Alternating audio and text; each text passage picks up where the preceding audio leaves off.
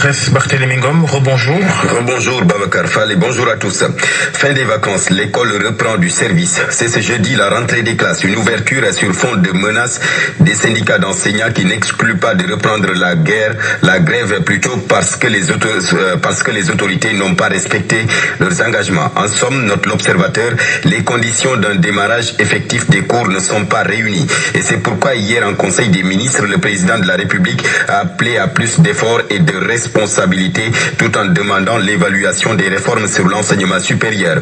En clair, ajoute la Turbine, Macky Sall veut un audit de ses promesses. Il a rappelé au Premier ministre l'urgence de finaliser l'évaluation des 5 années de mise en œuvre des réformes issues des concertations sur l'avenir de l'enseignement supérieur. Ce qui fait dire à Sud Quotidien que Macky Sall presse les acteurs du système. Macky, justement, c'est ce jeudi qu'il se rend à l'université Cheikh Anta Diop de Dakar et c'est pour inaugurer des pavillons. Mais c'est un pari risqué, note l'Observateur, car le président de la République est guetté par le syndrome du 31 juillet 2015. Prémisse d'une visite mouvementée tourne encore Sud Quotidien. Il retourne à l'UCAD 3 ans après avoir essuyé des jets de pierre. Le quotidien renseigne que les étudiants sont divisés sur sa venue. Macky Sall, en terrain miné, énonce enquête. Pour mon confrère rapporte que les forces de l'ordre ont déjà investi l'université Cheikh Anta Diop de Dakar pour parer à toute éventualité. Macky dans un campus déminé plutôt, écrit le quotidien. L'Observateur note que le meurtre de l'étudiant Fallou Sène pourrait faire monter la tension.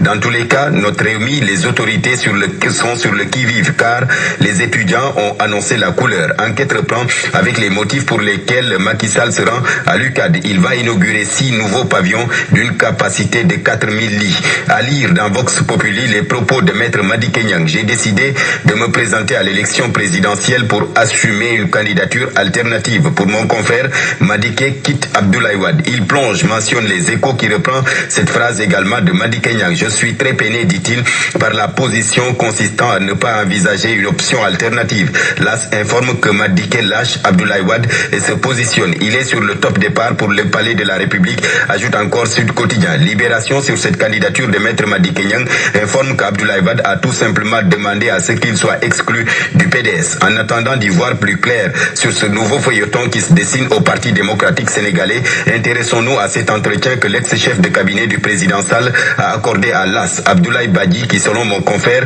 connaît bien Macky Sall pour avoir travaillé avec lui pendant 20 ans, évoque plusieurs sujets avec le journal. Entretien à bâton rompu où il attribue de bons points à Macky Sall, enfonce Khalifa Sall et Karim Wade, recadre Ousmane Sonko et Pierre Goudiaby Atepa avant de faire la leçon à Alioune Badara Cissé, le médiateur de la République.